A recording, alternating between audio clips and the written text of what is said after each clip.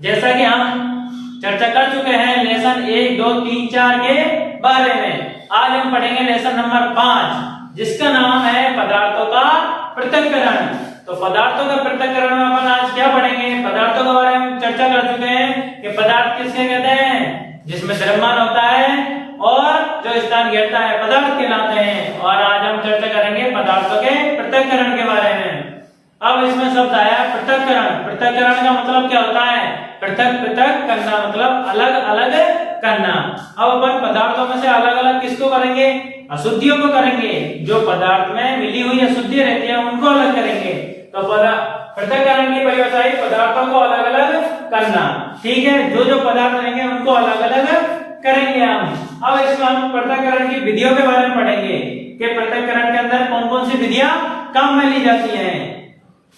तो इसके अंदर है पहली विधि अपन की हस्तचयन। जैसा कि अपन को नाम से पता लग रहा है, हस्तचयन मतलब हाथ से चयन करना। इस विधि में अपन क्या करते हैं? हाथ से चयन करके अशुद्धियों को दूर करते हैं। अब हस्तचयन विधि ये कैसे करते हैं? देखो, आपने देखा होगा अपन के घर में जो अनाज, दाल, चावल रहते हैं उनके अंदर अपन क्या है? अशुद्धियों को, भूसे को और कंकर पत्थर, मिट्टी के कण आ जाते हैं, उनको अपन अलग करते हैं। किसकी सहायता से? हाथों की सहायता से। हाथों की सहायता से तो अपन अलग करते हैं। तो इस विधि को अपन क्या कहते हैं? हस्तचयन। एक बार दोबारा बता देता हूं मैं। अपन के घरों में जो अनाज रहता है, चावल रहता है, दालें रहती है, उनके अंदर जो अशुद्धि के कण है, अशुद्धि के कण कौन कौन से? मिट्टी के कण आ जाते हैं, पत्थर के कण आ जाते हैं।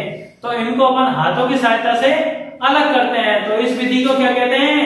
हस्तचयन। आया समझ में? पहली विधि हो गई आपकी हस्तचयन। दूसरी विधि आपकी थ्रेसिंग। ये विधि, अब ये विधि क्या कहती है? थ्रेसिंग विधि के सूखे पौधों की डंडियों से अन्य कणों अथवा अनाज के कणों को पृथक करने के प्रक्रम को थ्रेसिंग कहते हैं। क्या कहती है विधि? सूखे पौधों की डंडियों से अन्य कणों तथा अनाज को पृथक करने के प्रक्रम को थ्रेसिंग कहते हैं। अब इस विधि में क्या किया जाता है कि जो पौधे के डंडे रहते हैं उनमें से अनाज कणों को अपन अलग करते हैं। किसकी सहायता से? डंडों से पीट पीट कर। उससे क्या करते हैं? अपन अनाज के कणों को अलग करते हैं। अब ये तो डंडे से तो अपन अलग करेंगे, तो ये तो कम मात्रा में होगा जब अपन करेंगे इसका उपयोग। अगर मान लो कोई अपन के अन्य कण ज्यादा होए, अगर अधिक संख्या में उत्पादन होए, तो उनको अपन क्या कैसे करेंगे अलग? डंडे से पीट कर तो नहीं कर सकते। तो इसके लिए अपन के क्या थ्रेसिंग मशीनों का उपयोग किया जाता है। किसका उपयोग किया जाता है? थ्रेसिंग मशीनों को। आपने गांव में देखा होगा थ्रेसिंग मशीन रहती है, उनके अंदर अपन क्या है? जो अपन की फसल रहती है उसको डाल देते हैं और उसमें से अपन का अन्न और जो भूसा रहता है वो अलग अलग हो जाता है। हो जाता है कि नहीं हो जाता? अपन अनाज को अलग करते हैं, इसी प्रकार बाजरे को अलग करते हैं, चावल को अलग करते हैं, दालों को अलग करते हैं, तिल को अलग करते हैं। देखो आपने, आया समझ में आपके? अगला अपन देखेंगे आप निष्पावन। अगली विधि का नाम आपका निष्पावन। ये क्या कहता है? ये विधि क्या कहती है आपकी कि किसी मिश्रण के अवयवों को वायु की सहायता से पृथक करने की विधि निष्पावन कहलाती है। किसी मिश्रण के अवयवों को वायु की सहायता से अलग करने की विधि क्या कहलाती है? निष्पावन। तो इस विधि में अपन क्या करेंगे? इस विधि में अपन ले लेंगे, किसी मिश्रण को ले लेंगे। मिश्रण को ले लेंगे, मान लो मैंने अनाज ले लिया। अब इस विधि में अपन अशुद्धियों को कैसे निकालेंगे? अनाज को मैंने ले लिया, फिर इसमें क्या करेंगे? हवा के झोंकों की सहायता से, जैसे हवा के झोंके आएंगे, मैं अनाज को ऊंचाई से नीचे गिराना प्रारंभ करूंगा। तो इससे क्या होगा? जो भारी कण होंगे वो नीचे गिर जाएंगे और जो हल्के कण है वो हवा की सहायता से उड़ जाएंगे। जो अशुद्धियां है वो हवा की सहायता से हवा के साथ चली जाएगी। तो ये विधि क्या कहलाती है? निष्पावन। आया समझ में? अपन क्या करते हैं? कई बार अपने अनाज जो भी चीज है उनके अंदर अशुद्धि आ जाती है, जो हल्के कण रहते हैं अशुद्धियों के, उनको अपन हवा की सहायता से अलग करते हैं। आपने घर में देखा होगा कि अपन अनाज को, जिसे अपन साधारण कहते हैं अनाज को बरसाते हैं ना अपन, तो उसमें क्या करते हैं? अपन अनाज को ऊंचाई से गिराते हैं, नीचे वायु के साधन लगाते हैं, कोई भी पंखा या कूलर लगाते हैं, तो अपन अनाज को ऊपर से गिराते तो अनाज तो नीचे गिर जाता है, लेकिन जो अशुद्धियां रहती है, हल्के कण रहते हैं अशुद्धियों के, वो हवा के साथ उड़ जाते हैं। तो वो फिर क्या कहलाती है अपन की? निष्पावन। आया समझ में? अगली है अपन की चालन या छानना, जिसको अपन क्या बोलते हैं, छानना। अपन क्या करते हैं कि अपन खाना बनाते हैं डेली, तो अपन क्या करते हैं, आटे को छानते हैं कि नहीं छानते, छानते हैं, जिससे क्या होता है अपन का आटा अलग हो जाता है छानने पर और भूसा अलग हो जाता है। जो अपन के आटा को छानने के बाद जो ऊपर बचता है वो क्या कहलाता है, अपन का भूसा। तो उस विधि को अपन क्या कहते हैं, चालन या छानना। इस विधि का, अब इस विधि को अपन आटे को ही नहीं छानते, इस विधि में अपन क्या करते हैं, अपन बहुत सारी चीजें, अपन गेहूं को भी छानते हैं, उसमें क्या करते हैं कि जो बारीक कंकड़ पत्थर रहते हैं वो छानने से निकल जाते हैं, डंडियां रहती है और भी अशुद्धियां रहती है वो निकल जाती है। तो ये विधि क्या कहलाती है, चालन। अब इसमें क्या है कि चालन द्वारा पत्थर, डंडियों तथा भूसा जो निष्पावन और थ्रेसिंग विधि के बाद गेहूं में रह जाते हैं उनको अलग करने के काम में लिया जाता है। ये कब काम में लिया जाता है कि जो थ्रेसिंग और निष्पावन विधि के बाद में जो अशुद्धि रह जाती है उनको दूर करने के काम में लिया जाता है। किस माध्यम से, छानने के माध्यम से छानते हैं। और आपने इसको देखा होगा, अपन भवनों का निर्माण करते हैं तो अपन के बजरी में जो पत्थर कंकड़ रहते हैं उनको अलग करने के काम में भी कौन सी विधि को लेते हैं, अपन चालन को। उसमें अपन बजरी को छानते हैं, जिसमें क्या कंकड़ पत्थर अलग हो जाते हैं और बजरी बारीक कण वो अलग हो जाते हैं। तो वो विधि भी कौन सी रहती है, चालन ही रहती है ना। उस विधि में भी तो अपन छानते हैं। आया समझ में। अगला देखेंगे अपन अवसादन, विस्तारण तथा निस्यंदन। तो सबसे पहले अपन इनकी परिभाषा देखेंगे। इनकी परिभाषा क्या कहलाती है कि मिश्रण में जल मिलाने पर भारी कणों का नीचे तले में बैठ जाने के प्रक्रम को क्या कहते हैं, अवसादन। मिश्रण में जल मिलाने पर भारी कणों का तली में नीचे बैठ जाना। तली मतलब किसी भी अपन पदार्थ रहे, कोई पदार्थ रहेगा उसका तल रहेगा, मतलब निचला, सबसे निचला हिस्सा, वो क्या कहलाएगा, इसका तली। तो वो नीचे बैठ जाने के प्रक्रम को क्या कहेंगे, अपन अवसादन कहेंगे। और इसके बाद में देखो, अवसादित मिश्रण को बिना हिलाए जल को मिट्टी सहित उड़ेलने की प्रक्रिया, उड़ेलने मतलब बाहर निकालने की प्रक्रिया, जो अशुद्धि रहेगी उसमें जल में मिली हुई अशुद्धि मिट्टी वगैरह उसको अपन बाहर निकाल देंगे जल सहित ही। तो वो क्रिया अपन की क्या कहलाएगी, निस्तारण।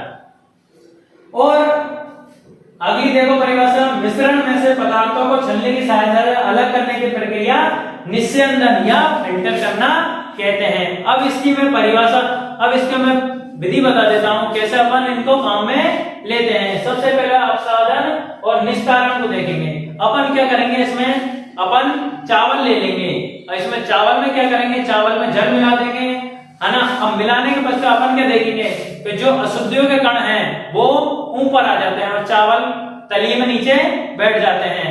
तो जो चावल तली में नीचे बैठे हैं उसको तो अपन कहेंगे अवसादन, ठीक है। चावल तो नीचे तली में बैठ जाते हैं तो उसको तो अपन क्या कह देंगे, अवसादन। और जो जल के साथ अशुद्धियां ऊपर आ जाती है और उस अशुद्धियों को जल सहित अपन बाहर निकाल देते हैं तो वो प्रक्रिया क्या कहलाती है, निस्तारण। देखा होगा आपने, अपन चावल में से क्या अशुद्धियों को, चावल को धोते हैं तो उनमें से अशुद्धियां निकाल देते हैं। और कैसे निकालते हैं, उस जल को वापन बाहर निकाल देते हैं तो उसमें चावल बनते हैं। तो वो प्रक्रिया क्या कहलाती है, निस्तारण। अब अगला आता है अपन के निस्यंदन। अब ये क्या करते हैं, अपन चाय बनाते हैं तो चाय के अंदर अपन चाय डाल देते हैं, शक्कर डाल देते हैं और भी अपन चाय मसाला डाल देते हैं। उसके बाद में क्या करते हैं, अपन चाय को क्या करते हैं, चाय पत्ती से कैसे अलग करते हैं अपन, क्या अपन क्या करते हैं, निस्तारण प्रक्रिया काम में लेते हैं कि चाय को ऊपर से अलग निकाल दिया और नीचे पत्ती रह जाएगी। फिर भी क्या है, पत्ती उसके अंदर चल जाती है तो उसके लिए अपन क्या करते हैं, छलनी का उपयोग करते हैं। छलनी का उपयोग करते हैं, नहीं करते हैं, छानते हैं जिससे। तो चाय को अपन छलनी की सहायता से क्या कर लेते हैं, छान लेते हैं। तो उसमें छलनी में तो अपन की पत्ती रह जाती है और चाय नीचे पूरी अपन के पात्र में चली जाती है। तो ये प्रक्रिया क्या कहलाती है, अपन की निस्यंदन के किसी माध्यम के द्वारा अपन पदार्थ को दो अलग अलग कर लेते हैं। तो ये प्रक्रिया क्या कहलाती है, निस्यंदन। किसी माध्यम के द्वारा दो पदार्थों को अलग अलग कर लेते हैं। तो अपन ने कैसे किया, चाय और चाय पत्ती को अलग किया ना, तो ये प्रक्रिया क्या कहलाती है, निस्यंदन। इसी को अपन क्या कहते हैं, फिल्टर करना। फिल्टर मतलब पृथक करना, ठीक है, आया समझ में। तो अगला अपन देखते हैं बच्चों, इसके अंदर है अगली विधि अपन के बाष्पन। तो बाष्पन का अर्थ होता है, इसकी परिभाषा देखेंगे, जल को उसके बाष्प या भाप में परिवर्तन करने की प्रक्रिया को क्या कहते हैं, बाष्पन। और इस प्रक्रिया के दौरान अपन क्या करते हैं, समुद्र के जल में से नमक को अलग करते हैं। आपने अब समुद्र के जल में से नमक को अलग किस प्रकार करते हैं, समुद्र जो समुद्री इलाका रहता है उधर उसके आसपास के क्षेत्र, उसके तट के क्षेत्र के आसपास अपन क्या करते हैं, क्यारियां बना देते हैं। और क्यारियां बनाने के बाद में उसमें समुद्र के जल को भर देते हैं। समुद्र के जल को भरने के पश्चात उसमें जैसे ही सूर्य का प्रकाश उसमें पड़ता है तो जल भाप बन के ऊपर उड़ जाता है, और जो बाद में जो बचता है शेष वो अपन का नमक रहता है। तो इस प्रक्रिया द्वारा अपन क्या करते हैं, समुद्र के जल में से नमक को अलग करते हैं। तो अगला अपन पढ़ेंगे बाष्पन। तो बाष्पन की परिभाषा क्या कहती है, जल को उसके भाप में या बाष्प में परिवर्तन करने की प्रक्रिया बाष्पन कहते हैं। जल को उसके बाष्प या भाप में परिवर्तन करने की प्रक्रिया बाष्पन कहलाती है। अब इस बाष्पन प्रक्रिया को अपन क्या काम में लेते हैं, इसको अपन लेते हैं समुद्र के जल में से नमक को अलग अलग करने के लिए। तो अपन क्या इसमें से समुद्र के जल को नमक को अलग कैसे करते हैं, तो समुद्र के तटवर्ती इलाकों में अपन क्या है, क्यारियां बना देते हैं, और क्यारियों में उस समुद्र के जल को भर देते हैं, जिससे क्या है, सूर्य के प्रकाश पड़ने पर जल तो भाप बनकर ऊपर उठ जाता है, और जो शेष बचता है वो अपन का रहता है नमक। ठीक है, तो इस प्रक्रिया द्वारा अपन क्या करते हैं, समुद्र के जल से नमक को अलग करते हैं। अब बाष्प, अपन बाष्प कैसे बनती है, अपन कोई पदार्थ को अपन गर्म करते हैं तो वो अपन जल को अपन मान लो गर्म करते हैं, तो जल को अपन गर्म करते हैं तो उसमें क्या होता है, जल को भाप बन के ऊपर उड़ने लगता है। जो ऊपर भाप बनकर उड़ने लगता है वही प्रक्रिया कहलाती है बाष्पन। ठीक है, जल का बाष्प बन के उड़ना ही कहलाता है बाष्पन। आया समझ में बच्चों? ठीक है बच्चों, अगला टॉपिक अपन पढ़ेंगे पृथक्करण की एक से अधिक विधियों का उपयोग। कि अपन पृथक्करण के लिए एक से अधिक विधियों का भी उपयोग करते हैं क्या। तो इसके लिए अपन क्या करेंगे कि सबसे पहले अपन एक पात्र, एक बीकर में नमक और रेत का मिश्रण लेंगे, और इसमें अपन क्या मिला देंगे, जल मिला देंगे। तो अब इसको अपन क्या थोड़ी देर के लिए रख देंगे। तो थोड़ी देर पश्चात अपन क्या देखते हैं कि इसमें जो मिश्रण में अपन देखते हैं रेत के कण है वो नीचे बैठ जाते हैं, और जो नमक के कण है वो जल में घुल जाते हैं। तो इसे अपन क्या करते हैं, रेत के कणों को निस्तारण या निस्यंदन की सहायता से अलग कर लेते हैं।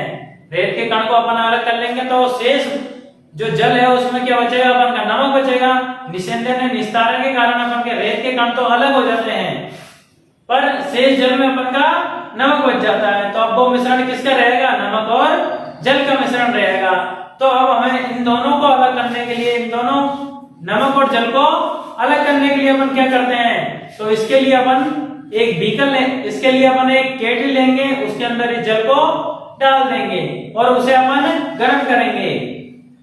जब ये गर्म होने लग जाती है तो इसके लिए, इसके पश्चात अपन क्या करेंगे, एक प्लेट लेंगे और प्लेट के ऊपर अपन बर्फ के टुकड़ों को रख देंगे, और इस प्लेट को अपन केटली के टोटी के पास, मतलब केटली का जो मुंह रहेगा जिससे भाप बनकर जल बाहर निकलेगा, उसके पास ले जाएंगे। तो अपन क्या देखेंगे कि जो भाप है वो उस प्लेट पर जाकर जम जाती है, और जमने के पश्चात वो द्रव की बूंदों के बनने के पश्चात वो नीचे गिरने लग जाती है। और इसको अपन, इस द्रव को अपन जब तक गर्म करते चलेंगे जब तक कि केटली का पूरा जल भाप बनकर न उड़ जाए। तो केटली का पूरा जल भाप बनकर उड़ेगा तो प्लेट के संपर्क में आते ही पुनः द्रव के रूप में बदल जाएगा, और वहां पर ही गिरना, बूंद के रूप में गिरना शुरू हो जाएगा, और केतली में जो बचेगा अपन का शेष नमक बचेगा। इस प्रकार द्वारा अपन रेत, नमक और जल को अलग कर सकते हैं, और यही प्रक्रिया क्या कहलाती है, आपकी संघनन। इसकी परिभाषा क्या है, जल वाष्प उसकी द्रव अवस्था में परिवर्तन होने की प्रक्रिया क्या कहलाती है, संघनन। मतलब वाष्प का जल में बदलने की प्रक्रिया क्या कहलाती है, संघनन। आया समझ में कि वाष्प का जल में बदलने की प्रक्रिया क्या कहलाती है, संघनन। अगला अपन टॉपिक पढ़ेंगे कि क्या जल किसी पदार्थ को कितनी भी मात्रा में घोल सकता है। कि कोई भी पदार्थ अपन का जल में घोलेंगे तो वो क्या कितनी भी मात्रा में अपन कितना भी घोल ले उसके अंदर घुलता चला जाता है। तो इसके लिए भी अपन प्रयोग कर लेंगे कि एक पात्र लेंगे, उसके अंदर अपन जल डाल देंगे और उसके अंदर अपन नमक घोलना प्रारंभ करते हैं। सबसे पहले 1 चम्मच डालते हैं, उसको घोलते हैं। इसी प्रकार 2 चम्मच डालेंगे, उसको भी घोलेंगे। 3 चम्मच डालेंगे। इसी प्रकार अपन नमक को डालते रहेंगे। तो अपन को एक समय ऐसा आएगा कि नमक उसमें घुलना नमक उसमें क्या घुलने नहीं लग जाता। तो ऐसे में क्या करेंगे अपन कि नमक जब उसमें नहीं घुलता है तो वो अपन को विलयन एक प्राप्त होगा। उस विलयन को अपन क्या कहेंगे? संतृप्त विलयन। कि किसी भी विलयन में कोई भी पदार्थ अपन घोलते रहते हैं तो उसमें क्या एक क्षण ऐसा आएगा कि वो विलयन में कोई भी पदार्थ विलयन में नहीं घुलेगा, तो वो विलयन कहलाता है अपन का संतृप्त विलयन। तो इसकी परिभाषा देख ले एक बार। जिस विलयन में कोई पदार्थ और अधिक न घुल सके वह विलयन क्या कहलाता है? संतृप्त विलयन। अब अपन ने जल में नमक को घोलते गए तो एक क्षण ऐसा आया कि नमक जल में नहीं घुलता है। तो इसको अपन घोलने के लिए और क्या करें? तो जब नमक नहीं घुलता है उसमें तो अपन देखते हैं कि नमक नहीं घुलता है और वो क्या तली में बैठ जाता है। तो इस स्थिति में अपन क्या करते हैं कि उस विलयन को अपन गर्म करते हैं। तो गर्म करने के पश्चात अपन क्या देखते हैं कि नमक उसमें घुल जाता है। तो अपन इससे क्या कह सकते हैं कि कोई भी विलयन है जब उसमें कोई पदार्थ नहीं घुलता है तो उसको अपन गर्म करने पर वह पदार्थ घुल जाता है। मतलब उसकी क्षमता, घोलने की क्षमता बढ़ जाती है। किसके कारण? गर्म करने के कारण। ठीक है बच्चों, आज का आपका चैप्टर यहीं समाप्त होता है। अगर आपको इसमें कोई परेशानी आए तो आप हमें कमेंट बॉक्स में कमेंट करके बताएं। और वीडियो आपको अच्छी लगी हो तो वीडियो को लाइक कीजिए, चैनल को सब्सक्राइब कीजिए और वीडियो को शेयर कीजिए। धन्यवाद।